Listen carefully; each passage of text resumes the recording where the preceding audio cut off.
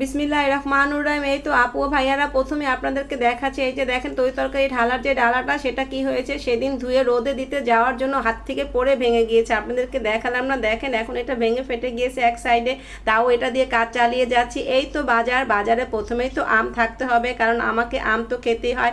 আম থাকা অবস্থা, এই তো আম আছে, তারপরে আছে কি দেখা যাক, এই পলিথিনে আছে বেলে মাছ, বড় বড় বেলে মাছ, মোটামুটি পাঁচমিশালির মতো। ছেলে মেয়ের জন্য তো আর ছোট ছোট এই ধরনের মজার মাছ খাওয়াই হয় না, খুব ইচ্ছে করেছিল, তাই তো এই যে বেলে মাছ আনা হয়েছে।